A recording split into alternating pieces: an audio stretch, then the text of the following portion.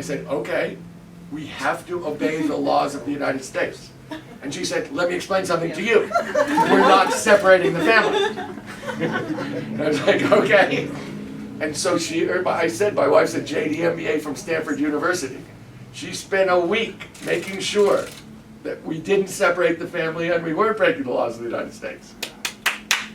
But my point is, we got it. I mean, Pat was saying to me, loudly, there's a higher law, Tom.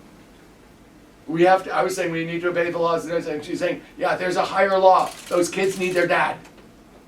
And we're not going to separate them. Whatever you say. So, the fact that she's a JD MBA let us have our cake and eat it too. But I totally get it. You know, I went down to see DACA recipients at UC Riverside. So in California, the UCs are kind of the fanciest schools. Rodolfo wasn't saying it, but going to UCLA is a big deal. It means you crushed it in high school, is what it means. But I'm talking about it does. It's true. I know it. We all know it. And so I'm at UC Riverside, which is also a very, very fancy school. So you're only there if you did really well in high school.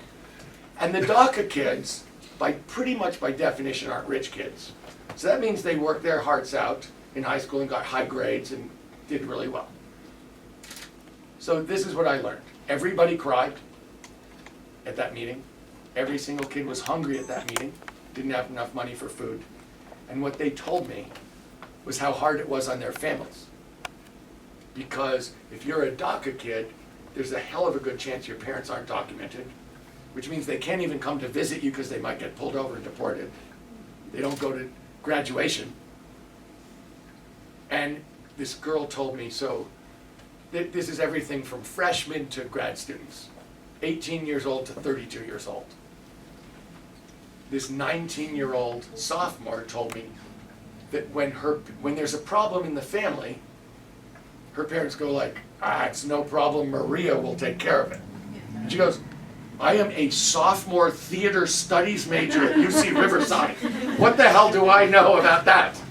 But her parents are like, no problem, Maria's got it. So really what I saw from that was how incredibly painful mixed documentation is. How incredibly threatening and scary it is to think that your family could be separated. And those are kids in college, at a minimum. And it absolutely tears them up. I mean, everyone cried.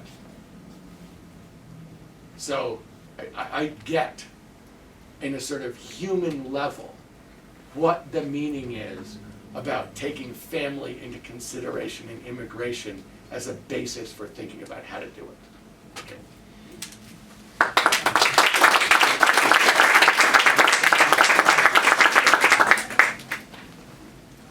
I'll ask a question. Hi, I'm Francesca. I'm an attorney here in town, and I'm going to kind of turn the tides. You've spoken a lot about creating renewable energy and jobs with that. Speaking about the environment, do you have any policy ideas to help with the crisis of the buildup of trash and waste in our oceans and all across the country?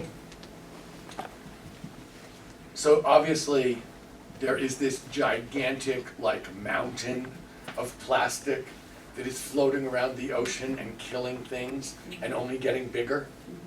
And we have been basically faking that we are dealing with this by having recycling and sending this stuff to other countries, which we pay and then they put it in the ocean, but we feel good about ourselves. Look, we have to recognize, I'm a climate bug. You guys should know this. I've been fighting this for more than a decade. I've stopped power plants, the last power plant, which was going to be in a low-income Latino neighborhood in Oxnard, the Puente plant, last fossil fuel plant I think will ever be proposed in California, was going into Oxnard, a place on the ocean that was full of chemical plants and other horrible places, which some people from the community and I managed to stop after it had been green-lighted. But so I've been fighting on climate, but I'm aware that climate is just one of the environmental issues. It's the one that could kill us all. But what we do is, not to be too much of an econ poli-sci major, but we don't charge people for all their costs.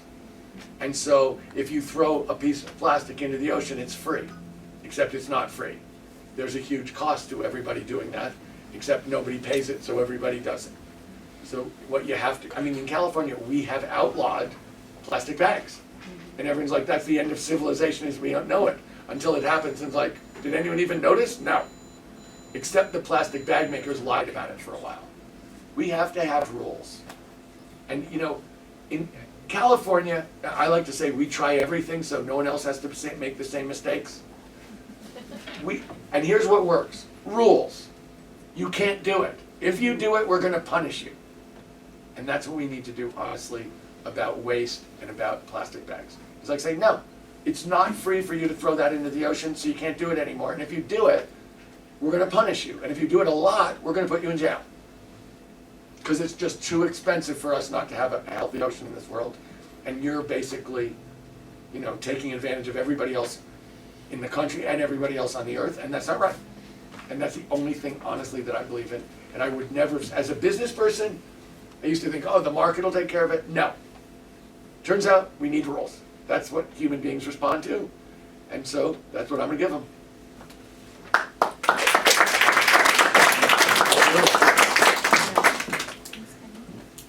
Yeah, let's have, maybe we can have her do a little bit of translation. Yeah. Hola, buenas tardes, buenas noches a todos. Nomás quería darles a todos la oportunidad, si quieren hacer un comentario o pregunta en español, I'm here to translate, so, ¿teníamos alguien que quería hacer? No sé si hay alguien que quería hacer alguna pregunta en español. Fausto, ¿no tenés tener alguna pregunta? Quería hacer una pregunta en español, ¿no? ¿No? Ya. Okay. So the only thing, before we wrap it up, we wanted to say two things. When we opened it up and we were talking about your team, we didn't have an opportunity to talk a little bit about the work we do here.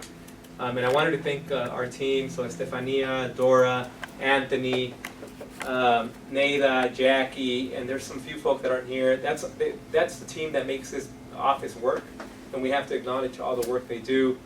And we also wanted to highlight some of the pro bono work we do here. In fact, my team will laugh, our team will laugh, because sometimes that, you know, it starts off as a regular client, paying client, and it turns into $50 a month, and then it turns into, we don't want to let them go because we can't let somebody get deported simply because they don't have money. And I know you all have shared in that struggle, so thank you. But I wanted to, I say that too because one of our pro bono clients is here, and that's my dad. Papá, saludos.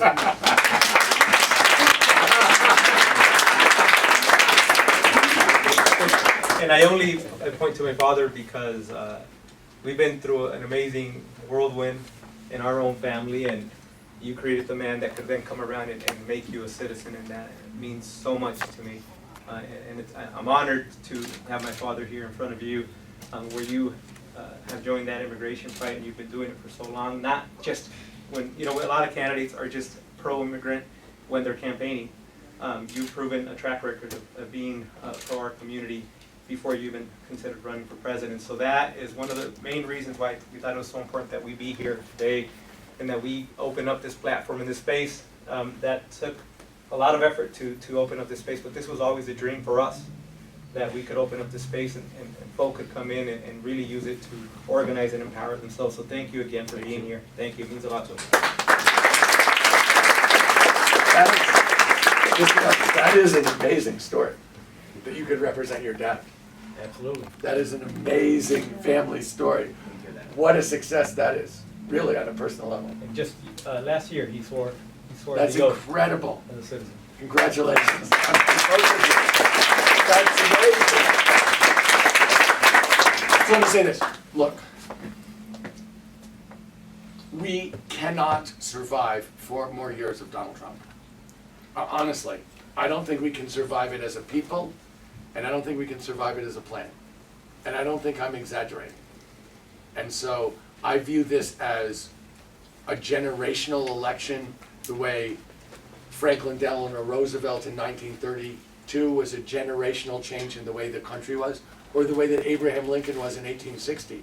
Like, we need to change something really fundamental here. But in terms of the planet, this might be the most important election ever held in any country any year. Because I'm not sure we can survive literally as a planet for 4 more years of a president who thinks that there is no such thing as a physical world or an environment, or that people need to breathe or drink clean water if they don't go to the Mar-a-Lago Country Club. And that's just incredibly scary. And so I'm really asking for you guys to help. I promise you, I don't have any conflicts.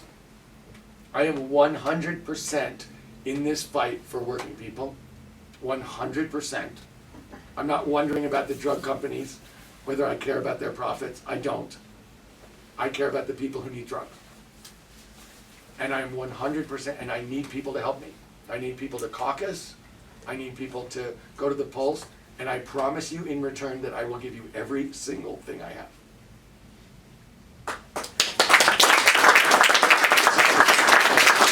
You really honestly need to do this, and I believe, honest to God, I can take this guy out and beat him. Yeah. Now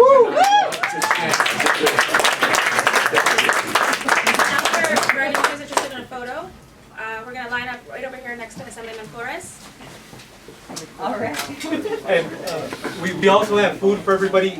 Please do not leave without having some of the food. It's from a local restaurant right down the street.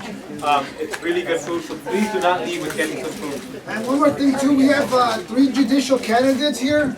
We have 3. We have 3 judicial candidates here who are running for family court. It's Adriana, Bill, and Sarah. You guys can stand up. It's not just politics. And so ask questions to them, ask them why do they think that they're the best candidates for their respective departments, get to know them. And then we also have food here for you guys. Thank you.